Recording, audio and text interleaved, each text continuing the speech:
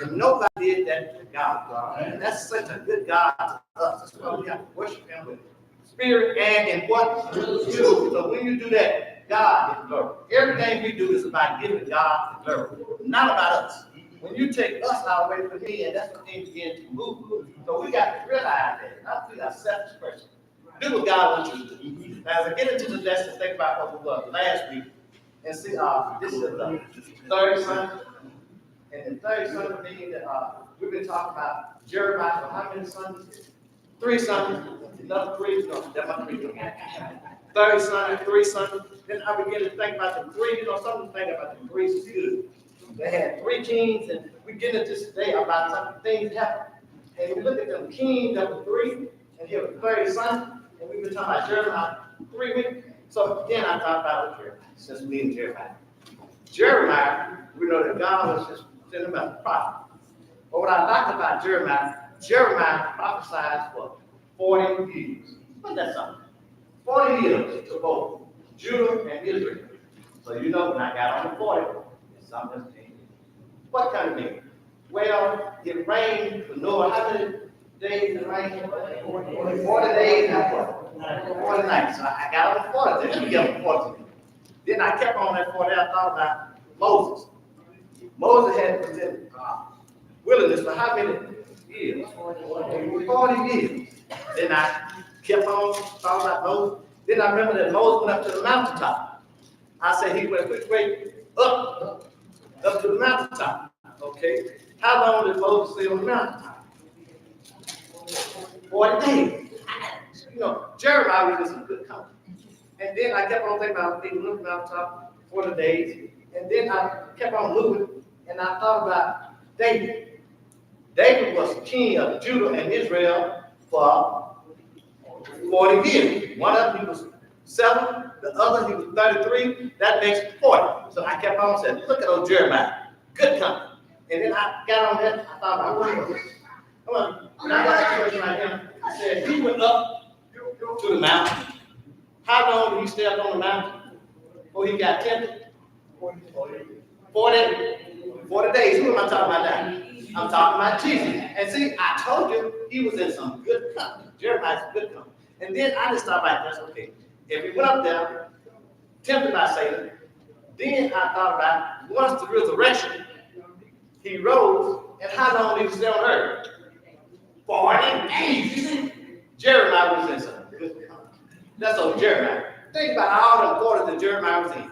So as we get into this lesson today, and what I like about my wife, you know, sometimes we go to lesson, and I ask myself, what about the lesson?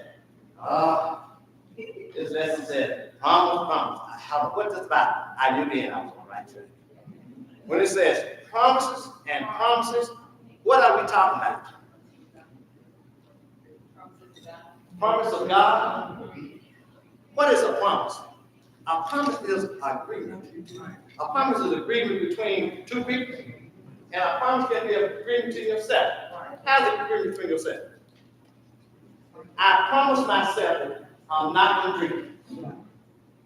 So what am I supposed to do? Not drink. And who am I promised to? So look at a promise. Now she understands. All right. The other thing you said, you think about a promise. It says you got 2 kinds. You got a conditional promise, and you got an unconditional promise. Now, when you talk about a conditional promise, that means just like God told Abraham. What he told Abraham? That he was going to be the father of what? What was the condition? No. What did Abraham do? Nothing. That's what you call an unconditional promise. All right? That's pretty good. Then also he told Abraham and Sarah that they're going to have what? What did he tell them to do to get that child? Nothing. So what is that? Unconditional promise. Now, how we get the promise down right here? Let me tell you something about promise. All right. Promises is bad kind of thing. They don't ever keep. You know, I do. But anyway, God has done Abraham all the way promise. So when a man can't make a promise, normally they break. That's why I don't have promise. We don't ever get that promise. They won't, you didn't make them wrong. Women. I see it two ways. One way I see it that sometimes we make promises, but as a human, we're not able to keep the promise. So, yes, ma'am. She said she, from day one, she didn't make no promise. Mhm. Did she stand before that?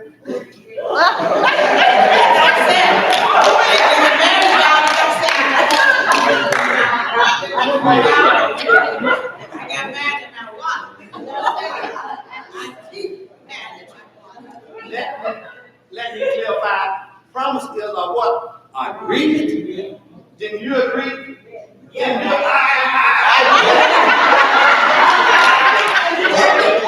Didn't you agree? If you agree, What's a promise? and I agree. Agreement.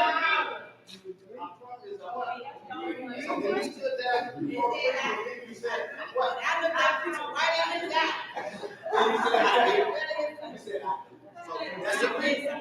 You got, you know, something. You got to look at the word, look at the meaning of the word, and then you said, like, yeah. She made We a did the vow. wrong thing wrong. Thank you. She made a vow. That's wrong. That's a promise because she did say what? I agree, which is a promise. Any way you shake that, it's still gonna be what? I promise. Anybody else, everybody else. I We can't know.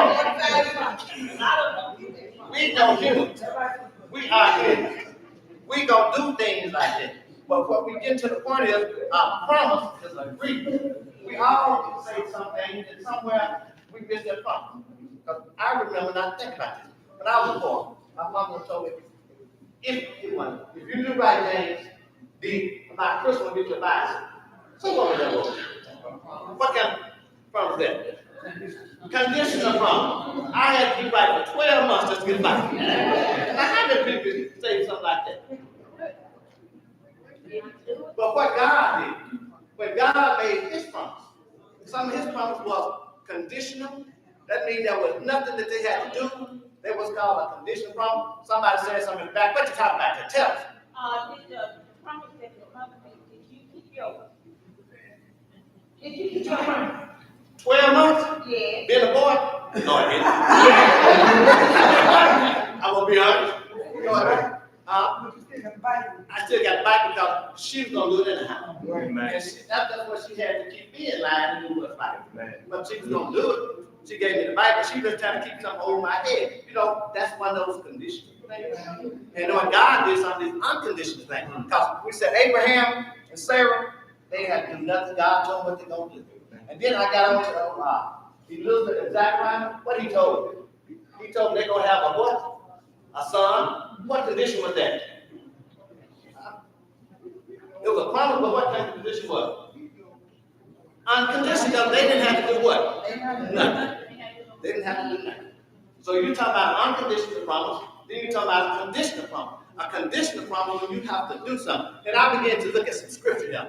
I heard this lady one time giving the scripture. So I'm going to give y'all just a little scripture about what it's saying.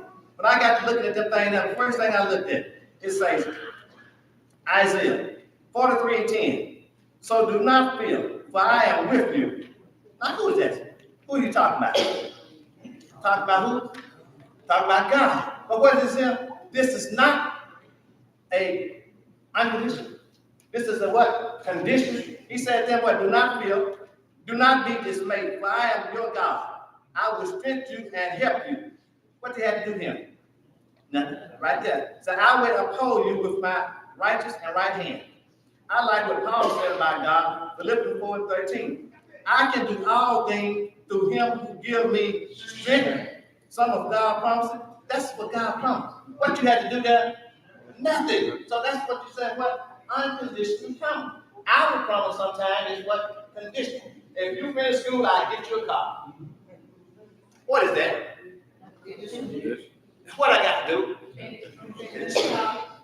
Finish college, and I get you a car. That still is a what? Condition, and that's what? That's I promise. I promise you I do. That means that if I promise you that you go to school and graduate, I get you a car. My job is to work and do what I say. So when you graduate, what am I supposed to do? Give it to you. So that means both of y'all got something to do. Mine, if I made the promise, I need to fulfill my promise. No matter what come up, you said, well, I had intention. Now, Mom, you told me that if I graduate, you're going to give me the car.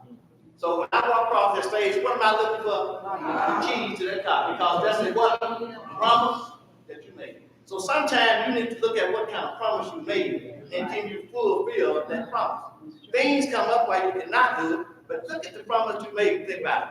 God, when he made all the promise, everyone else fulfilled. And he still fulfilling his promise today. Now, when we begin to look at this lesson here, and we talk about the promises, the first thing we see, the topic says, I kind of like this topic. The test of commitment. The test. The test of commitment. What is the test of commitment? To see if you're going to keep. See if you're going to keep your promise. See if you're going to keep your promise. The test. You know, God does not tempt. God tests. Yeah. Satan tempts. So that's the difference. God tests. In this lesson right here, we're going to see a test come up. Test of what? Commitment. That means I'm going to do what I say. I test. When somebody gives you a test, they expect you to do what? Pass it. Now here's the test. The test of commitment means you're going to do what you say you're going to do. If you remember when Moses went up to hill, Mount Sinai, and he came down, what did he ask those people? He asked them, well, they're going to do what God wants them to do. And what did they say? Yes. How long did that yes last? No time. Generation after generation, they kept on saying who? Prophet after prophet, because what? They lied about the test. So that means what? To me, they had to cheat. They cheat because they lied. They told him, yeah, we're going to do this, Lord. We're going to do this. Yeah, they did it. For how long? Not long. Because every time they did, God would bless them. What would they do? Go right back to the same thing again. A repetition, over and over again. Now here we go why it says a test of commitment. And we look at this test of commitment, and when you read about this lesson here, did anybody see something about those people before we get into the lesson? Let's just see about it. What's strange about it?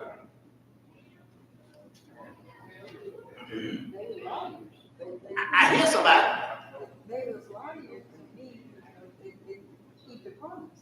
They kept their promise. They did. They did keep promise. They did keep promise. They were dedicated to their forefathers, but everybody talked to them. How? It's good. So, they didn't keep a promise. They kept their promise. From generation to generation to generation, they kept what they said. And they stood by what somebody had taught them. As we get in this lesson here, we're going to see today some things that we need to do, that we should have done, and some of us have been done, but we're going to see what happened generation after generation.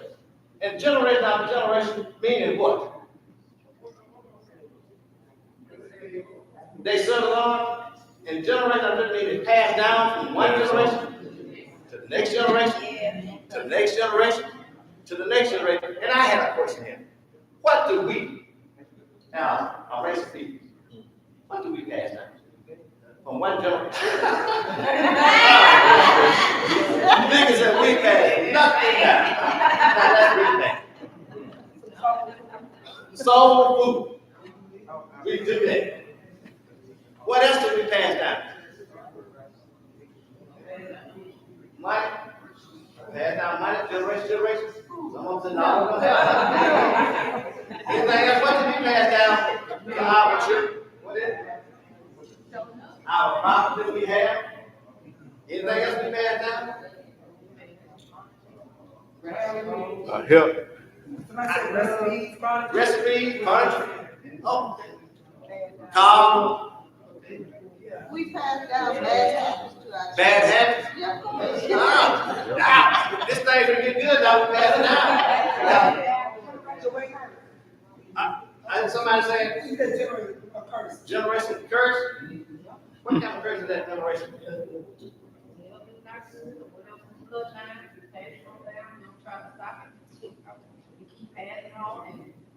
Well, most of us learn by seeing what our family members been doing. Keeping it going. The way we discipline our children, The way we pass that down to generations. Just my generation. I hear it, talk to them. That can't be. Some things when I'm passed down, they pick it up.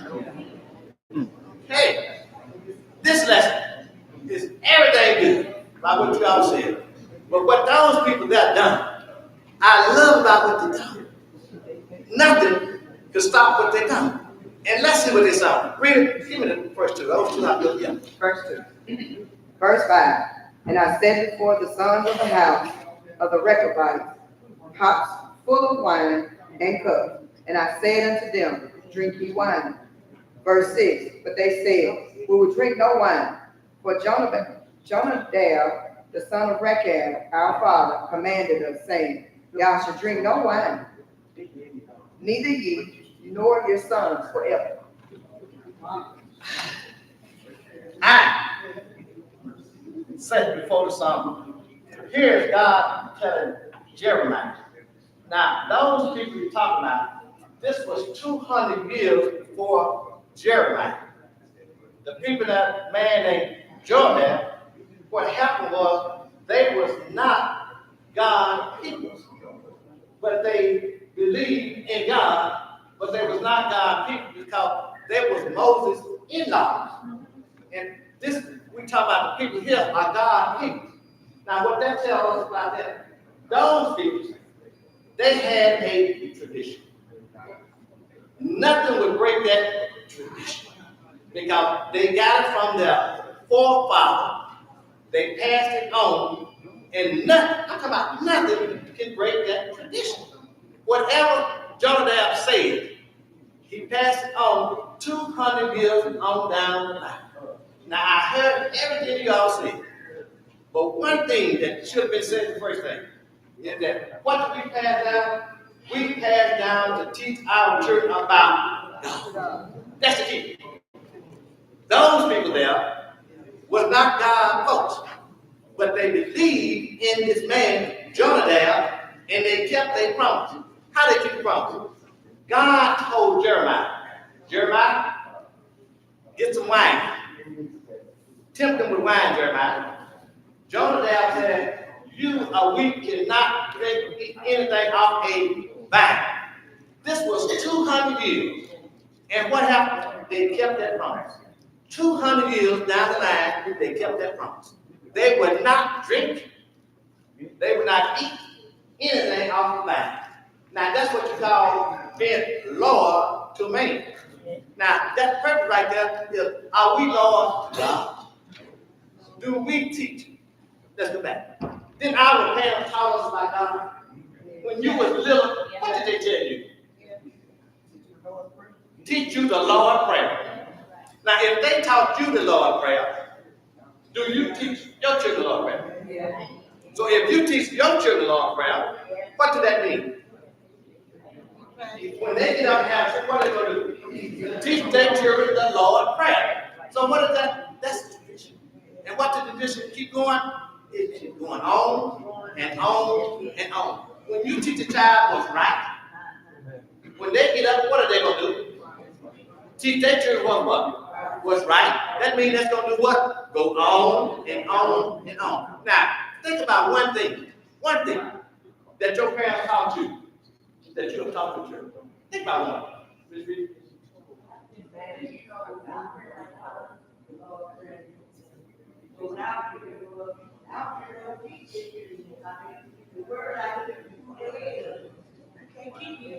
I got a but in it.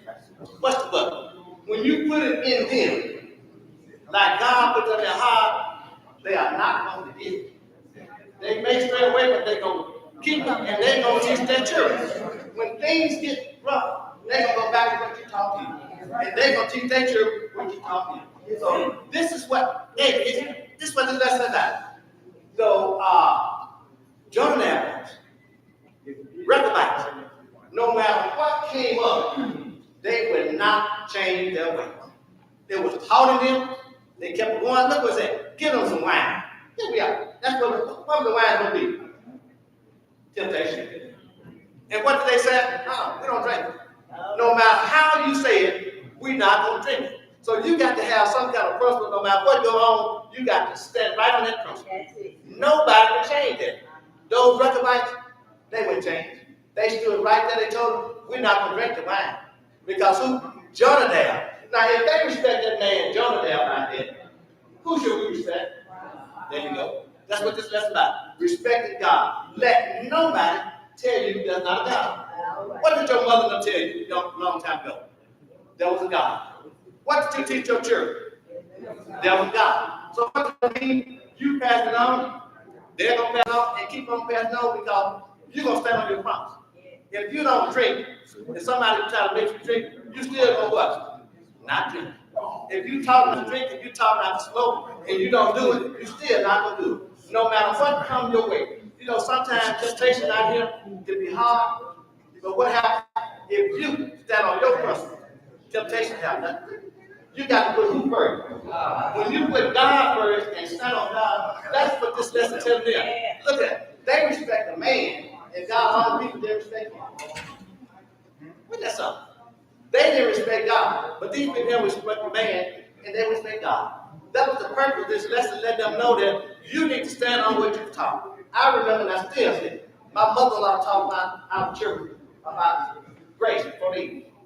Do you know they're grown now? Before any old children, you know what they're going to do?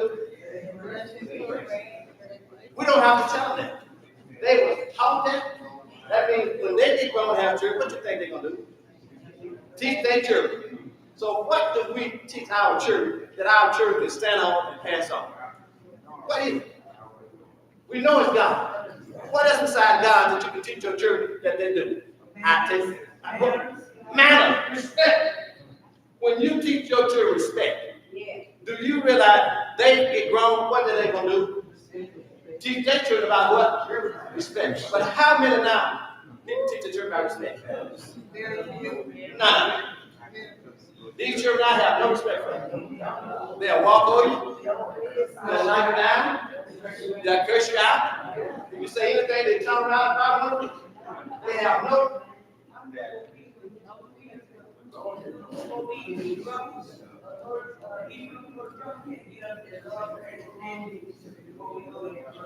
It's gone. That don't go on, but it can go on in your home. That's what they said. They took prayer out of school. They didn't take it out of my home. I can pray all I want to. I also can pray while I'm in school. While you tell me not to pray, I can be praying. You're not in my head. So, you know, when you teach them what's right and keep something in them, they going to do it. If those people there, they refuse to drink wine, no matter how thirsty they were, if they were thirsty, they said, we're not going to do it. What would you do? What do you have that you say, I'm not going to do it? What I'm not going to do? I'm not going to stop serving God. It costs my life. What am I going to do? Still serve God. So you got to stand for something. They told me if you don't stand for something, you're going to fall. There you go. So now what are you going to do?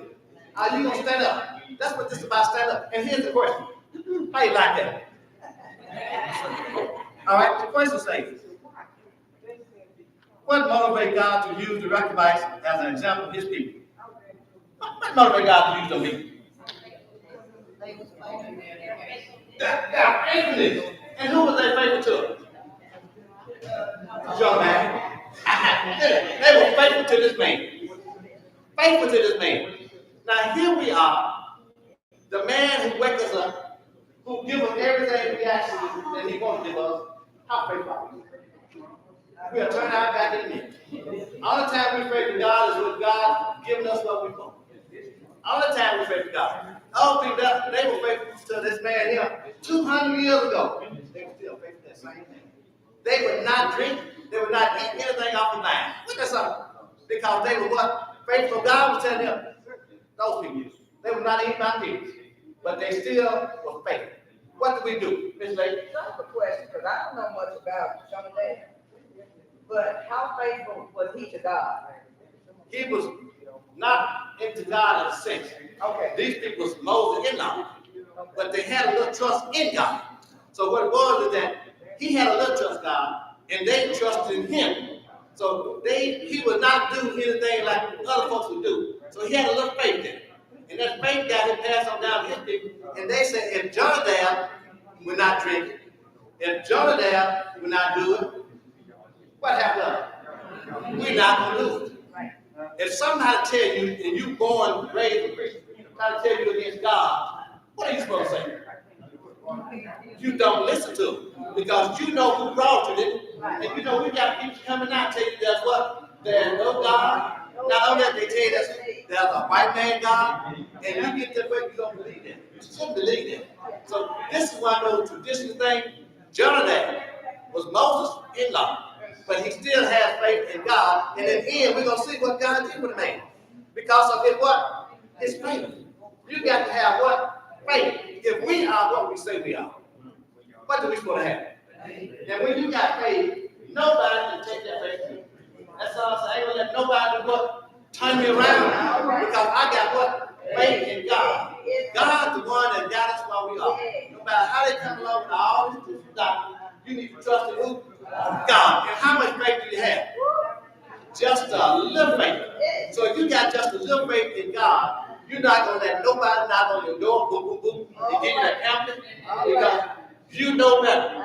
Don't let them tell you what your mother them put in you. Long time ago, they taught you about God. Long time ago, the same one dead. If they dead, they believe in God dead. What am I supposed to do down on the line? Keep believing. So if I keep believing, what am I going to pass down to my children? To believe in God. No matter the circumstances, no matter how bad or worse things get in your life, you know who brought you. You know who brought your father. You know who brought your forefathers, so they taught you. Who brought them? God. So who are you supposed to stay with? God. Let nobody. Let them God take it from them. The Jonabites, the Rechabites, they had strong faith in that man because that man had faith, a little faith in God. They had faith in him, and they said, "We're not going to drink, eat anything come from a vine."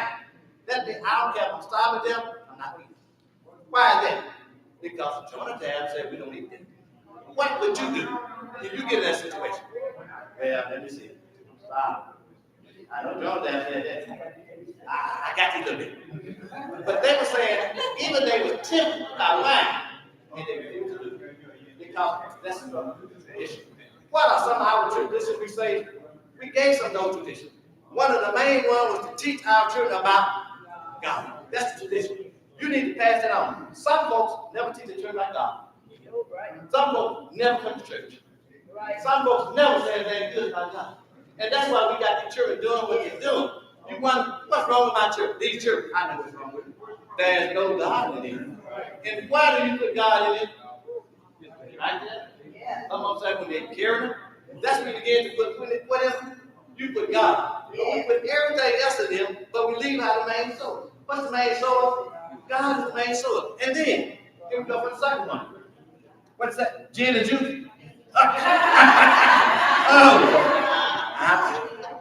You get about right. They got some gin and juice in them. All right, then. Now, since we got the gin and juice, let's get to the depth of the Bible. All right? What's the depth of the Bible? The depth means how strong are you in it? Your depth. What will change your Bible for you? If you got that depth and strong in God, nothing. I'm talking about nothing gonna turn you around. If you say you don't drink, nobody can make you drink. If you say you don't smoke, nobody can make you smoke. Because you have that in you that you're not gonna do. Now when you got a wish-washer, well, I think I made you take a look. Time is tough right now. You know, when time gets tough, and some people always go back to what they were doing. But I realize when time gets tough, that's what you need to call on who? There you go. He's the one that can solve all the problems. But we don't do that. What is the depth? What is the depth? How deep would you go? When you're talking about the depth of something, how deep is your command? It says the depth of the bowel. My wife was talking about her bowels. So she forgot about it. The depth of her bowel. Her bowel depth was on top, but deep. I got to check something out with that. She said it wasn't deep. So I'm kind of wondering if it wasn't deep now. But the depth of the bowel, and what we gonna read? What we got here? Verse 7. Neither shall ye build house, nor sow seed, nor plant vineyard, nor have any. But all your days ye shall dwell in tents, that ye may live many days in the land where ye be strangers. God is telling Jeremiah, tell them this. And they said, neither will you build houses, nor will you sow seed. They were not going to do anything that Jonadab told them not to do. Now that's what you call being humble and being reliable on a person and having trust and believe what he said. And they said, what? We're not going to eat. Now are we going to build houses? We don't want a house. Why do you think they said they didn't want to build houses? They want to live in tents. Why? Because they was not going to stay in one place. Didn't say that on fire. Because they're ready to do what? Move. If you got a home and you don't build yourself a house, are you going to get up and leave your house?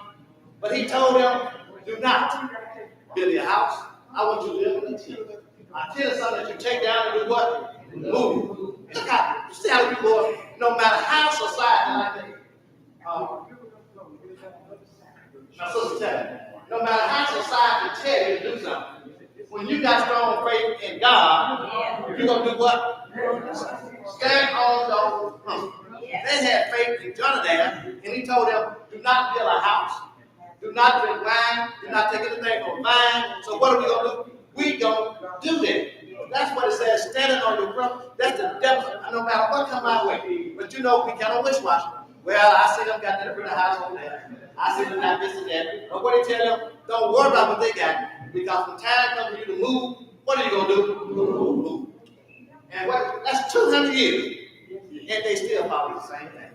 Now, can you imagine 200 years from now that we all rest in peace and our church doing some of the same thing we told them to do, which is right? Think about that. Because they doing that because of who taught them that. And because of what you taught them. And they're going to teach their church. And that church is going to teach their church to do what happened. This was 200 years. And our folks still stood what God, Jonadab told them to do. Stand on your word. If I say do it, you expect what? To do it. I want my children to learn about God. You expect your children to learn about who? God. You expect them to teach their children about God. But them to teach their children about who? God. But what are we teaching our children now? Nothing. Not about God. We teach everything else about who? But about God. But when you got a tradition, and you follow that tradition, which is your path, just stay right there. Don't let nothing curve you. You keep straight. Because when you keep doing like that, you're heading what God wants you to do. And then look at that next time. Read what do we have? Verse 8. Thus have we obeyed the voice of Jonadab, the son of Rechab, our father, and all that he had charged us, to drink no wine all our days, we, our wives, our sons, nor our daughters. Who did they obey? Jonadab. What did they do? He told them 200, I think that 200 is what it was. 200 years before, not to do this here. Here they come, and they doing exactly what he said 200 years before. Now, this is what got on God. God was saying, wait a minute, those people there, they trust and believe what that man said. And here my own people that I brought you out of Egypt. When you had, again, no water, I gave you water. When you had no food, I gave you food. Everything I've done for you, and what do you do for me now? You turn your back on me and go to that other God. That other God didn't bring you out. But here you are, you turn from me. Those people right there, Jonadab was not a God, but Jonadab had power that they want to follow do what Jonadab told them to do 200 years before. And God tell you, every time I bring you out, look what you do for me. Now keep the bad I heard God. These are my people. My people. Those people not God people there at that time. But God still said, y'all hurt me. Can you imagine how some hurt can be so deep? Have you ever had a hurt so deep that it want to make you kind of cry sometimes? I mean, you can get some hurt that really hurt. That's what get me. So when you get them hurts that really hurt, then you know how God feels. Right now, some of you probably know how God feels. Oh, everything's good. But when you hurt like they hurt God, and here's somebody that's not a God, and they still respect him. What respect do we have for God? Do we have any respect for God? I see yes and yes. we have respect for God. When do you respect God? Just on the cycle? Every day. Every day. 7 days a week, we respect God. We all say we respect God. But when trouble rises at your doorstep, what happened to you? You still respect God. I can remember, go back when I was young, just like last night. This summer week, they called us. When it was lightning, storming, they told us, what? Be quiet, sit down, turn the TV off. My mother even come up the mirror. I know. I'm old school. I know. But what was that? What was that? What was that telling us? Fear God. Fear me to respect who? God. But what do we do now? When they are light and sun, we probably doing it, dancing, all that kind of stuff we do. Party, doing everything when it's light and sun. Because you know, that don't feel good. What happened, son? Pass it on. Oh, pass it on. Tell me this here. But that's what we do. But back in the old days, you didn't do that. You be still. You sit down. And when you sit down, you probably got the right hand. You was the right hand. Bam! Real fast. Because what did they do? They respect God. That was a what? That was a tradition. But now, Look, you see how my grandma raised us. And she had no time, you know, then like the meal, they put sheets of land up the meal, all that covered up. mhm. They did that because they respect who? God. I mean, that was something that they done. Their father told them that, and they respect it. But now what our children do, when it's started, light, they got people to turn up, it's like this. Light out the thing and turn up. See, we done left that. We got to teach that God is still the same God, and you need to not fear, but you need to what? Respect Him. When you respect God, you're gonna do the thing that's gonna be done. And what it is, that's something we have to teach. That's a tradition. Keep passing it down, but all that stuff is staying down. And look what happened now. Read what the next chapter. Verse 9. Nor to build houses for us to dwell in, neither have we vineyard, nor field, nor seed. Not to build houses, not to work in the field. Because it said, Jonadab told them not to do it. Look at that. How they respect a man, just a man. This man cannot give them life. This man cannot do anything for them. But what happened? They respect that man. What he was telling them, if they respect that man, and I can give you life, I can take life away from you, and you don't respect me. All the time you respect me because you want something from me. Then I respect you. But other than that, no, go ahead. Look what happened. Come all the way to this prophet right here, in a major prophet. Jeremiah, the second major prophet, and he been said the prophet all along, telling them the same thing. Would you all turn away? Turn from your what? Wicked way. That's what he keep telling them. And these people here, they respect the man that had no power. Only that thing that man did was being what? Right. And read them, look at him. Verse 10. But we have dwelt in tents, and have obeyed, and done according to all that Jonadab our father commanded us. Everything that he told them to do, what did they do? God gave us 10 commandments. He broke it down to 2 and 7. And what the 2 commandments? One say what? Love God. The second one say what? Love thy neighbor. What do we do? None of them. Since he gave 10, then he gave 2, and we don't do that. But what they said, they respect this man, and this man not even God. That man cannot even put them to sleep. That man cannot even raise them up. That man cannot even feed them. But yet, they respect that man. What is that? That's what God telling them right here in this lesson. You all need to copy off these people right here. You need to follow what they do. If they follow that man and love that man, why can't you love me the same? I'm the one that gave you whatever you done. I'm the one that brought you out. But you don't want to love me. And these people right here, this is my example. That's why he chose on people that people know. Look what happened. They're not eating God on people, but they still don't, that man said. And really, before we get to that question, I believe we got a question.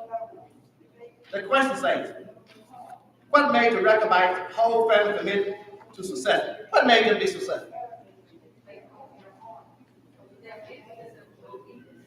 Their faith and their obedience made them be successful. So if faith and obedience make them be successful, what did that tell you? If you obey God, if you have faith in God, if you do what God asks you to do, what that means? You will be what? Blessed. All you got to do is do what God asks you to do. Those people that remember 200 years now, and they still done what God, Jonadab told them to do. And look how they're going to be blessed. Now here's the good part, how they're going to be blessed. The blessed part comes in. Read it, what that verse tell us? Verse 11.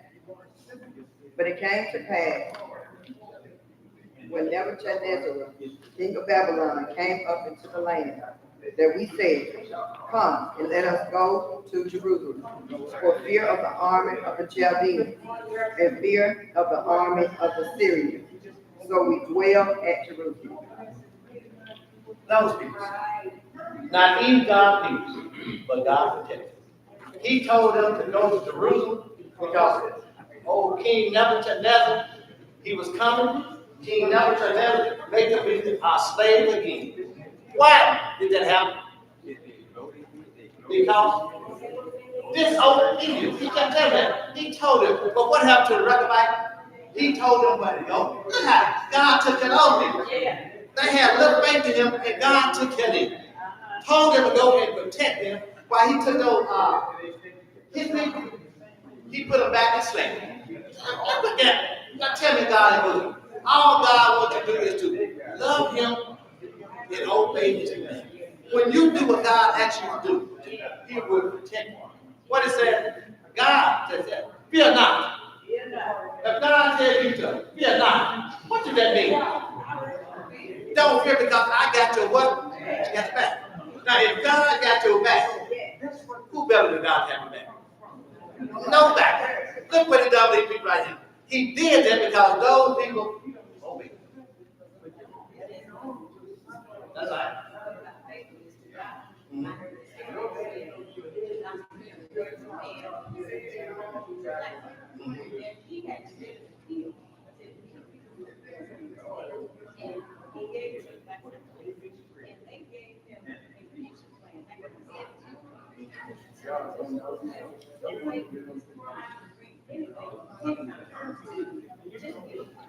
Just be faithful.